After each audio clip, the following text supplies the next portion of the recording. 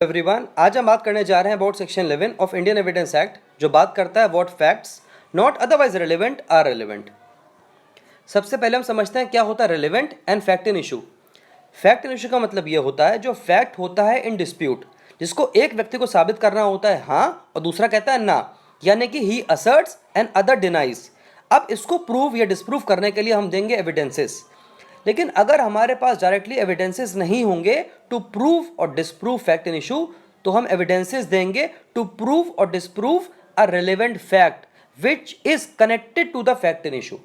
इसके बारे में दिया गया 5 से 55 तक कि वो कौन से फैक्ट्स होंगे जिसपे हम एविडेंसेस देंगे, और कहता है one fact is said to be relevant to another when the one is connected with the other in any of the ways, जो दिया गया है 5 से 55 में।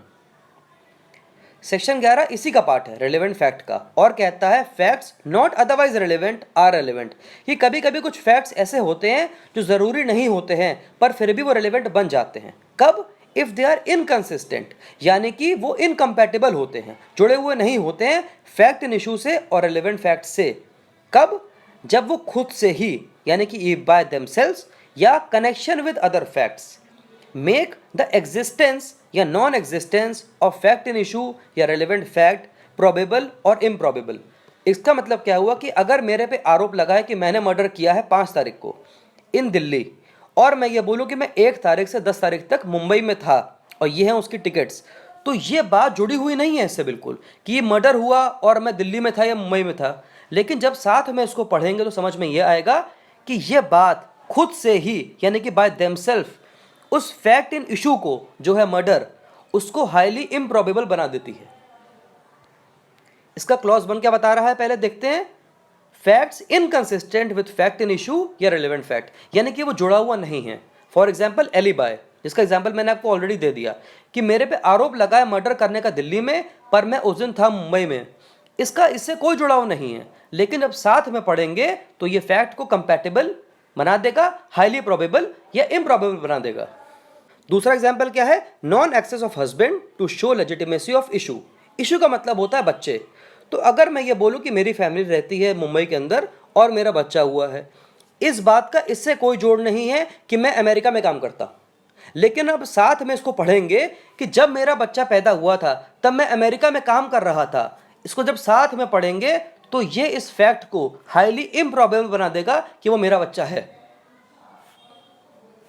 आगे बढ़ते हैं। क्या होता है प्ली ऑफ एलिबाय, इस पर जनरली सवाल आते हैं। Alibi is a legal maxim of a piece of evidence that one was elsewhere when an alleged act took place. कि जब मर्डर हुआ तो मैं अमेरिका में था और दिल्ली में नहीं था जहां मर्डर हुआ। तो इसको जब साथ में पढ़ेंगे तो यह है प्ली ऑफ एलिबाय कि आई वॉज एल्सवेयर, और इसलिए ये एक एक्सक्यूज है इन क्रिमिनल प्रोसिक्यूशन। इसके ऊपर बहुत ही इंपॉर्टेंट केस है of Munshi Prasad versus state of Bihar, जहां पे यह बोला गया कि एलिबाय दिखाने के लिए आपको वाकई दिखाना पड़ेगा कि आप बहुत दूर रहते थे या आप वहां पहुंच नहीं सकते थे। आप अगर यह बोले कि मैं वहां से 5 किलोमीटर दूर रहता था तो आप वहां पहुंच भी सकते थे, इसीलिए यह सबूत सही नहीं होगा। अगर आपको एलिबाय देनी है तो वाकई वो लेजिटिमेट हो, वाकई वो इतनी दूरी को बताए कि आप वहां पहुंच नहीं सकते थे।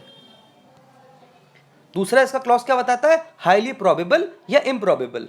इंपॉर्टेंट केस है Brijlal Sinha versus state of Bihar, जहां पे पुलिस वालों ने कहा कि हमने जब इस व्यक्ति को गोली मारी तो इसकी गाड़ी से बंदूकें चल रही थी, इसलिए हमने गोली मारी।